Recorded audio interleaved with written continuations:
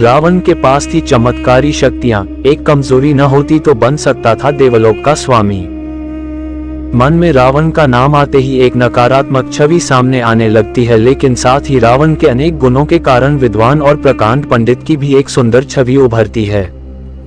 रावण के तमाम अवगुणों के बाद उसके पास तमाम तरह की शक्तियां थी, जिसके बल से उसके अंदर देवलोक के स्वामी की बनने की क्षमता थी। आइए जानते हैं रावण की खूबियां।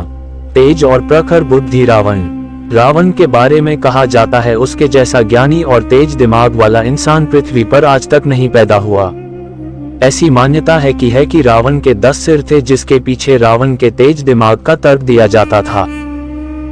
दरअसल रावण के पास 10 दिमागों के बराबर उसके पास बुद्धि और कौशल था, जिसकी बदौलत उसके अंदर बड़े बड़े फैसले करने की क्षमता उसके अंदर थी। हनुमान जी भी हुए रावण की शक्ति के कायल। माता सीता की खोज में लंका पहुंचे भगवान हनुमान रावण से मिलकर बहुत प्रभावित हुए। रावण के बारे उन्होंने कहा कि सर्वगुणों से युक्त यह वीर पुरुष है और इसके अंदर देवलोक के स्वामी बनने की क्षमता है, लेकिन अहंकारी और अधर्मी होने के कारण उसने अपना सब कुछ खो दिया। शिव तांडव स्तोत्र की थी रचना। रावण के अंदर शक्ति और बुद्धि दोनों बराबर थी।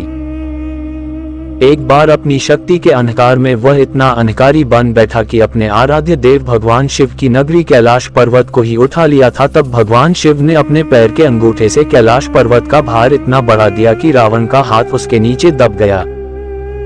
इसके बाद रावण ने भगवान शिव को प्रसन्न करने के लिए शिव तांडव स्तोत्र की रचना कर डाली, जिससे भगवान शंकर प्रसन्न होकर उसको आशीर्वाद दे डाला। ग्रहों तक को कैद करने की थी क्षमता। रावण के पास गजब की शक्तियां थी। उसने न सिर्फ देवताओं का परास्त किया था, बल्कि अपने तप के बल से सभी 9 ग्रहों को अपने पक्ष में कर लिया था। रावण ने शनि ग्रह को वर्षों तक अपने महल में कैद कर रखा था। सीता की खोज में हनुमान जी ने लंका पहुंचने पर शनिदेव को मुक्ति दिलाई थी। महान पुरोहित। रावण भगवान शिव का परम भक्त था। वह वास्तुशास्त्र का ज्ञाता और महान पुरोहित भी था। भगवान शंकर ने माता पार्वती के लिए सोने की लंका बनवाने के बाद उसमें गृह प्रवेश के लिए रावण को पुरोहित के लिए चुना था, लेकिन रावण को सोने की लंका इतनी पसंद आई कि दक्षिणा स्वरूप भगवान शिव से वही सोने की लंका ही मांग डाली। इसके अलावा जब भगवान राम ने रामेश्वरम में सेतु निर्माण के लिए शिवलिंग की स्थापना की थी, तब पूजन के लिए योग्य पुरोहित रावण को ही आमंत्रित किया था। रावण ने यह आग्रह स्वीकार भी कर लिया था। रावण ज्योतिष, संगीत, कविता और आयुर्वेद का था जानकार। रावण के अंदर तमाम तरह के अवगुणों के बावजूद वह बहुत बड़ा ज्योतिष, संगीत, कविता और आयुर्वेद का था जानकार भी था। रावण तंत्र मंत्र में भी सिद्धि प्राप्त कर चुका था। अंत समय में लक्ष्मण को दी थी जीवन की सीख। रावण इतना विद्वान और परम ज्ञानी था कि जब वह अपनी अंतिम सांस गिन रहा था, तब भगवान राम ने लक्ष्मण को रावण से सीख लेने के उसके पास भेजा था।